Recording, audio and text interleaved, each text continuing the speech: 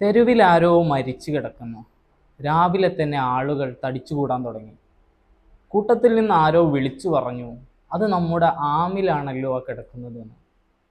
അദ്ദേഹം ഒരു ഗോത്രത്തലവനാണ്, എല്ലാവർക്കും ഏറെ പ്രിയപ്പെട്ടവനാണ്. അടയാളങ്ങൾ കാണുമ്പോൾ ആരോ കൊന്നു തള്ളിയതാണെന്ന് പ്രത്യക്ഷത്തിൽ തന്നെ ബോധ്യപ്പെടും. പക്ഷേ അദ്ദേഹത്തെ കൊല്ലാൻ ദേഷ്യമുള്ള ഒരാളും നാട്ടിലുണ്ടാകാൻ ഇടയില്ല. അത്രയും മാന്യമായ പെരുമാറ്റമുള്ള ആളാണ് ആമിൽ. മാത്രമല്ല, അദ്ദേഹത്തിൻ്റെ കൂടെ താമസിക്കുന്ന പിതൃ സഹോദരനെ കൂടെ നോക്കി പരിപാലിക്കുന്ന ഉത്തരവാദിത്വവും അദ്ദേഹത്തിനുണ്ട്. മാന്യമായി ജീവിക്കുന്ന ഈ വ്യക്തിയെ ആര് കൊന്നു എന്ന ചർച്ചയാണ് നാട്ടിൽ മുഴുവനും നടക്കുന്നത്. പ്രശ്നം മൂർച്ഛിച്ചു തുടങ്ങി. ഗോത്രത്തലവന്മാർ തമ്മിൽ യുദ്ധങ്ങളുടെ വക്കിൽ വരെ എത്തി തുടങ്ങി. പ്രശ്നം ഒന്നേ ഉള്ളൂ, ആമിലിൻ്റെ ഘാതകനെ കണ്ടെത്തണം. അവർ ഒരുപാട് രാത്രികളെ പകലാക്കി ചർച്ച ചെയ്യാൻ തുടങ്ങി. അവസാനം ഒരു ഗോത്രത്തലവൻ പറഞ്ഞു, നമുക്ക് മൂസാ നബിയെ സമീപിച്ചുകൊണ്ട് ഇതിനൊരു പരിഹാരം കണ്ടെത്താമെന്ന്. എല്ലാ ആളുകളും ഒരുപോലെ ആ സ്വരത്തെ ഏറ്റെടുത്തു. അങ്ങനെ നാട്ടിലുള്ള ആളുകൾ മുഴുവനും മഹാനായ മൂസാ നബി അലൈഹിസ്സലാത്തു വസ്സലാമിനെ കാണാൻ വേണ്ടി പോവുകയാണ്. അവരെല്ലാവരും ചെന്നിട്ട് മൂസാ നബിയോട് ചെന്ന് ആമിലിൻ്റെ ഘാതകനെ കണ്ടെത്തണമെന്ന ആവശ്യത്തെ ഉന്നയിച്ചു. മൂസാ നബി അലൈഹിസ്സലാത്തു വസ്സലാം അവരോട് പറഞ്ഞു, നിങ്ങൾ ഒരു പശുവിനെ ബലി ചെയ്യുക എന്ന്. അവരെല്ലാവരും മൂസാ നബിയോട് ചോദിച്ചു, നിങ്ങൾ ഞങ്ങളെ പരിഹസിക്കുകയാണോ എന്ന്. ഒരു ഘാതകനെ കണ്ടെത്തുന്നതിന് വേണ്ടിയിട്ട് ഒരു പശുവിനെ ബലി ചെയ്യുക എന്നത് എന്ത് യുക്തിയാണ് അതിലുള്ളത്? അവർ പരസ്പരം അങ്ങോട്ടും ഇങ്ങോട്ടും ചോദിക്കാൻ തുടങ്ങി. അവസാനം ഈ ചോദ്യം മൂസാ നബിയുടെ നേരെയും ചോദിച്ചു. ആ സമയത്ത് മൂസാ നബി പറഞ്ഞു, എനിക്ക് റബ്ബിൽ നിന്നുള്ള കൽപ്പനയാണ്, നിങ്ങളതിൽ യുക്തി അന്വേഷിക്കേണ്ടതില്ല. വേറെ ഒരു നിർവാഹവും ഇല്ലയെന്ന് കണ്ടപ്പോൾ അവർ അതിന് സമ്മതിക്കുകയാണ്. കൂട്ടത്തിൽ നിന്ന് ആരോ എടുത്തു ചോദിച്ചു, ഏത് പ്രായത്തിലുള്ള പശുവിനെയാണ് ഞങ്ങൾ അറുക്കേണ്ടത്? മൂസാ നബി പറഞ്ഞു, ഒരു മധ്യപ്രായത്തിലുള്ള പശുവിനെയാണ് അറുക്കേണ്ടത്. അവരുടെ സംശയം തീർന്നില്ല, അതിന് നിറമേതെങ്കിലും ഉണ്ടോ? മൂസാ നബി അതിനും മറുപടി കൊടുത്തു, ഏകദേശം ഒരു മഞ്ഞ നിറമുള്ള ഒരു പശുവിനെയാണ് നിങ്ങൾ കണ്ടെത്തേണ്ടത്. ആ സമയത്ത് ബാക്കിൽ നിന്നൊരാൾ ചോദിച്ചു, ഞങ്ങൾക്ക് പെട്ടെന്ന് തിരിച്ചറിയാൻ പറ്റിയ എന്തെങ്കിലും അടയാളങ്ങൾ പറഞ്ഞു തരുമോ എന്ന്. മൂസാ നബി അതിനും മറുപടി കൊടുത്തു, നിങ്ങൾ അറുക്കേണ്ട പശു അധികം ജോലി ചെയ്യിപ്പിക്കാത്ത പശുവാണ്. ഭാരം ചുമക്കാത്ത, വയലുകൾ ഉഴുന്നുമറിക്കാത്ത, അത്തരത്തിൽ ജോലി എടുക്കാത്ത ഒരു പശുവിനെയാണ് നിങ്ങൾ അറുക്കേണ്ടത്. യഥാർത്ഥത്തിൽ അവർക്ക് പശുവിനെ അറുത്ത് ദാനം ചെയ്യുക എന്ന് പറഞ്ഞപ്പോൾ ഏതെങ്കിലും ഒരു പശുവിനെ അറുത്താൽ തന്നെ മതിയായിരുന്നു. പക്ഷേ അവരുടെ സംശയങ്ങൾ അവരുടെ ഭാരം വർദ്ധിപ്പിക്കുകയായിരുന്നു. അങ്ങനെ നാട്ടുകാർ മുഴുവനും പശുവിനെ അന്വേഷിച്ച് നടക്കുകയായി. നാട്ടിൽ മുഴുവനും അരിച്ചു പൊറുക്കി. പക്ഷേ അവർക്കൊരിക്കലും മൂസാ നബി അലൈഹിസ്സലാത്തു വസ്സലാം നിർദ്ദേശിച്ച അടയാളങ്ങൾ ഒത്തിണങ്ങിയ ഒരു പശുവിനെ കണ്ടെത്തുക സാധ്യമായില്ല. അവസാനം വീണ്ടും അവർ മൂസാ നബിയെ സമീപിക്കുകയാണ്. അവരുടെ പരാതികൾ മൂസാ നബിയെ അറിയിച്ചു. ആ സമയത്ത് മൂസാ നബി അലൈഹിസ്സലാത്തു വസ്സലാം പശു ഉള്ള ഒരു സ്ഥലത്തെ പറഞ്ഞു കൊടുക്കുന്നുണ്ട്. ഇതേ സമയം അതേ നാട്ടിൽ ഒരു കാട്ടിൽ ഉൾഗ്രാമത്തിൽ ഒരു വൃദ്ധയായ മാതാവും ഒരു കുട്ടിയും താമസിക്കുന്നുണ്ട്. ആ കുട്ടിക്ക് ഏകദേശം 12 വയസ്സ് മാത്രമേ പ്രായമുള്ളൂ. അദ്ദേഹത്തിൻ്റെ ഉപ്പ ചെറുപ്പത്തിൽ മരിച്ചു പോയിട്ടുണ്ട്. വൃദ്ധയായ മാതാവ് ആ കുട്ടിയെ പരിപാലിക്കുകയും പലപ്പോഴും ആ കുട്ടി തന്നെ കാട്ടിൽ പോയി കുറച്ചൊക്കെ വിറക് ശേഖരിച്ച് വന്ന് അത് വിറ്റ് കിട്ടുന്ന ലാഭത്തിൽ നിന്ന് അവർക്ക് പട്ടിണി മാറ്റാനുള്ള എന്തെങ്കിലുമൊക്കെ കൊണ്ടുവരികയും ചെയ്യും. ഇങ്ങനെയാണ് അവരുടെ ജീവിതം മുന്നോട്ട് പോകുന്നത്. ഒരു ദിവസം ഉറക്കത്തിൽ ഉമ്മ ഒരു സ്വപ്നം കാണുന്നുണ്ട്. ഒരു സുന്ദരനായ ചെറുപ്പക്കാരൻ വന്നിട്ട് ഉമ്മയോട് പറയുന്നു, നിങ്ങളുടെ മകനെ ഇത്തവണ കാട്ടിലേക്ക് അയക്കുന്ന സമയത്ത് അവിടെ നിന്ന് നിങ്ങളുടെ മകനോട് അള്ളാഹുവിൻ്റെ നാമം ഉച്ചരിച്ചുകൊണ്ട് ഒരു പശുവിനെ വിളിക്കാൻ പറയുക. ഉമ്മ അത്ഭുതപ്പെട്ടു. ചെറുപ്പക്കാരൻ തുടർന്നു, നിങ്ങളുടെ പിതാവ് അള്ളാഹുവിനെ വരമേൽപ്പിച്ചുകൊണ്ട് ഒരു പശുവിനെ നിങ്ങൾക്ക് വേണ്ടിയിട്ട് കാട്ടിലേക്ക് പറഞ്ഞു വിട്ടിട്ടുണ്ട്. അതിനെ അവൻ വിളിച്ചാൽ മാത്രമേ തിരിച്ചു വരികയുള്ളൂ. അതുകൊണ്ട് കാട്ടിൽ പോകുമ്പോൾ പശുവിനെ വിളിച്ചു വരാൻ വേണ്ടിയിട്ട് പറയണമെന്ന്. ഒന്നുകൂടെ കൂട്ടിച്ചേർത്തു, നിങ്ങളുടെ എല്ലാ പ്രയാസങ്ങളും ആ പശു കാരണം തീർന്നു കിട്ടുമെന്നും. ഉമ്മാക്ക് വളരെയേറെ സന്തോഷമായി. രാവിലെ തന്നെ മകനോട് തൻ്റെ സ്വപ്നത്തെക്കുറിച്ച് സംസാരിച്ചു. പിറ്റേന്ന് വളരെ കൗതുകത്തോടെ മകൻ കാട്ടിലേക്ക് കടന്നു ചെല്ലുകയാണ്. അവൻ കാട്ടിൽ ചെന്ന് വിറകൊക്കെ ശേഖരിച്ച് കഴിഞ്ഞപ്പോൾ തൻ്റെ ഉമ്മ ഏൽപ്പിച്ച കാര്യം ഓർമ്മ വന്നു. അവൻ അള്ളാഹുവിൻ്റെ നാമം ഉച്ചരിച്ചുകൊണ്ട് ആ പശുവിനെ വിളിക്കുന്നുണ്ട്. പക്ഷേ എവിടെയും ഒരു ഇളക്കവും കാണുന്നില്ല.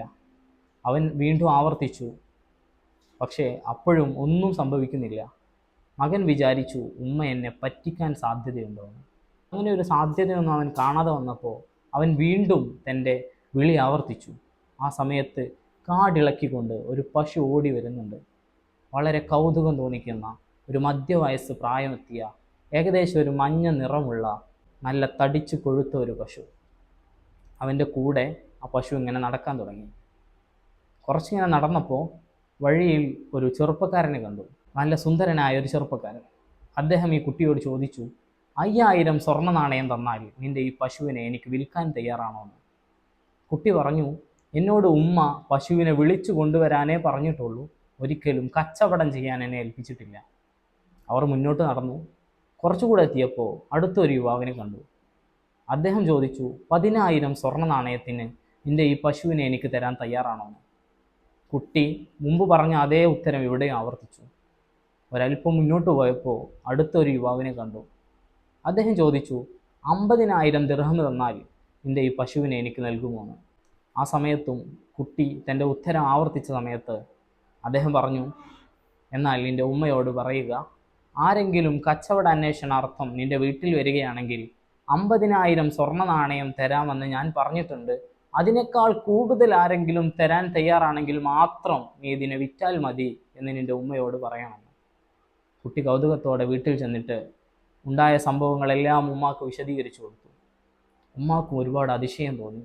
50000 സ്വർണ്ണ നാണയമൊക്കെ എൻ്റെ പശുവിന് വില പറഞ്ഞിരിക്കുന്നല്ലോ എന്ന്. പക്ഷേ തൻ്റെ സ്വപ്നത്തിൽ ദർശിച്ചതുപോലെ ഞങ്ങളുടെ എല്ലാ ബുദ്ധിമുട്ടും നീങ്ങുമെന്ന ആ ഒരു വചനം ഓർത്തപ്പോൾ സംശയമെല്ലാം നീങ്ങിപ്പോയി. പിറ്റേന്ന് രാവിലെ പശുവിന് പുല്ലരിയാൻ വേണ്ടിയിട്ട് മകനെ പറഞ്ഞയക്കുന്നുണ്ട് ഉമ്മ. പുറത്തേക്ക് ഇറങ്ങിയപ്പോൾ ഒരു കൂട്ടം ആളുകൾ അവരുടെ വീട് ലക്ഷ്യമാക്കി വരുന്നു. ഇവർക്ക് കാര്യം തിരിഞ്ഞിട്ടില്ല.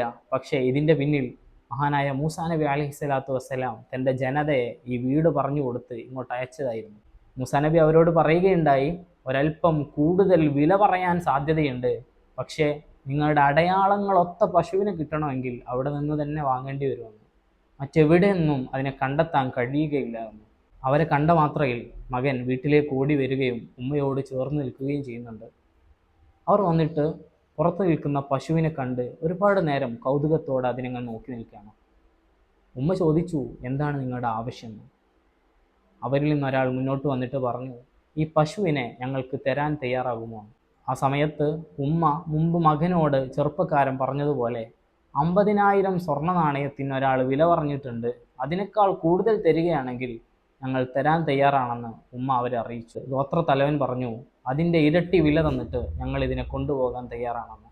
അങ്ങനെ ആ പശുവിനെ കൂട്ടിയിട്ട് മഹാനായ മൂസാ നബിയുടെ അടുത്തേക്ക് അവർ കടന്നു ചെല്ലുന്നുണ്ട്. മൂസാ നബി അലൈഹി സ്വലാത്തു വസ്സലാം അതിന് ബലി അർപ്പിക്കാൻ പറഞ്ഞു. ആ സമയത്തും അവർക്ക് സംശയം തീരുന്നില്ല. അവർ ചോദിച്ചു, ഇതിനെ ബലി അറുത്താൽ എങ്ങനെയാണ് ഘാതകനെ കണ്ടെത്തുക എന്ന്. മൂസാ നബി അധികമൊന്നും പറയാൻ നിന്നില്ല. നിങ്ങളുടെ ഘാതകനെ കണ്ടെത്തലാണ് നിങ്ങളുടെ ആവശ്യമെങ്കിൽ അതിനെ ബലി അറുത്തുകൊള്ളുക എന്ന് മാത്രം അവരോട് പറഞ്ഞു. വേറെ ഒരു നിർവാഹവും ഇല്ലയെന്ന് കണ്ടപ്പോൾ അവർ അതിന് തയ്യാറാവുകയും അതിനെ ബലി അറുക്കുകയും ചെയ്യുന്നുണ്ട്. മൂസാ നബി അലൈഹി സ്വലാത്തു വസ്സലാം അവരോട് പശുവിൻ്റെ ഒരു ഭാഗം മുറിച്ചെടുത്തുകൊണ്ട് മരിച്ചു കിടക്കുന്ന ആമിലിൻ്റെ ശരീരത്തിൽ പോയിട്ട് അടിക്കാൻ പറഞ്ഞു. പറഞ്ഞതുപോലെ എല്ലാവരും കൗതുകത്തോടെ ഇങ്ങനെ നോക്കി നിൽക്കുന്ന സമയത്ത് ഒരാൾ വന്നിട്ട് മരിച്ചു കിടക്കുന്ന ആമിലിൻ്റെ ശരീരത്തിലേക്ക് അടിക്കുന്നുണ്ട്. ആ സമയത്ത് നെറ്റി ഉണർന്ന പോലെ കണ്ണ് തുറന്നു നിൽക്കുന്ന ആമിലിനോട് ചോദിച്ചു, ആരാണ് എൻ്റെ ഘാതകനെന്ന്? അദ്ദേഹം പറഞ്ഞു, എൻ്റെ സഹോദര പുത്രനാണെന്ന്. എല്ലാവർക്കും അതിശയം തോന്നിയിട്ട് ആമിലിൻ്റെ സഹോദര പുത്രനെ കൊണ്ടുവന്ന് നിർത്തുന്നുണ്ട്. അദ്ദേഹത്തോട് ചോദിച്ചു, നീയാണോ ആമിലിൻ്റെ ഘാതകനെന്ന്? അദ്ദേഹത്തിന് സമ്മതിക്കുകയല്ലാതെ നിർവാഹം ഉണ്ടായിരുന്നില്ല. അദ്ദേഹം പറഞ്ഞു, അതെ, ഞാനാണ് കൊന്നതെന്ന്. അവർ ചോദിച്ചു, നിനക്ക് എന്ത് ദേഷ്യമാണ് ആമിലിനോട് ഉണ്ടായിരുന്നതെന്ന്? അദ്ദേഹം പറഞ്ഞു, മക്കളില്ലാത്തതിനാൽ സ്വത്തിൻ്റെ അനന്തരാവകാശം എന്നിൽ വന്നു ചേരുമെന്ന് ഞാൻ ആഗ്രഹിച്ചു. മൂസാ നബി ഗൗരവത്തോടെ അദ്ദേഹത്തോട് ചോദിക്കുന്നുണ്ട്, നിനക്ക് തോന്നുന്നുണ്ടോ നിനക്കിനി ആ സ്വത്ത് കിട്ടുമെന്ന്? അദ്ദേഹത്തിൻ്റെ കുറ്റബോധം ഉയർന്നു. അദ്ദേഹം പറഞ്ഞു, പൈശാചികമായ ഉദ്ബോധനമാണ് ആ സമയത്ത് എന്നെ ഇത്തരം ഒരു ചെയ്തിയിലേക്ക് നയിച്ചതെന്ന്. പശുവിനെ തന്നെ അറുത്തു നൽകാൻ അള്ളാഹു കൽപ്പിക്കാനുണ്ടായ കാരണം ചരിത്രത്തിൻ്റെ പിന്നിൽ മറ്റൊന്നുണ്ട്. അത് നമുക്ക് പിന്നീട് സംസാരിക്കാം. ഏതായിരുന്നാലും പ്രവാചകർ സ്വല്ലല്ലാഹു അലൈഹി വസല്ലമ തങ്ങൾ നമ്മളെ പഠിപ്പിക്കുന്നുണ്ട്, എല്ലാ ഉമ്മത്തിലും ഒരു ഫിത്നയുണ്ട്. എൻ്റെ ഉമ്മത്തിൽ ഞാൻ ഭയപ്പെടുന്നത് സമ്പത്താണെന്ന്. ഒരു സമ്പത്ത് കാരണം ഉണ്ടാക്കി വെച്ച വിനയുടെ വലിയൊരു ചരിത്രമാണ് പറഞ്ഞു വെച്ചത്. ഇതിൻ്റെ പാഠം ഉൾക്കൊള്ളാൻ നമ്മുടെ ജീവിതത്തിലേക്ക് ചേർത്ത് വെക്കാൻ അള്ളാഹു തൗഫീക്ക് നൽകട്ടെ എന്ന് പ്രാർത്ഥിച്ചുകൊണ്ട് അസ്സലാമു അലൈക്കും വറഹ്മത്തുള്ളാഹി വബറകാതുഹു.